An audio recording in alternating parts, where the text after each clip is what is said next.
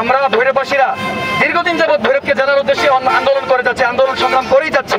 আজকে আমরা ভৈরবের মধ্যে রাজপথে 2 রাকাত নফল নামাজ আদায় করেছি।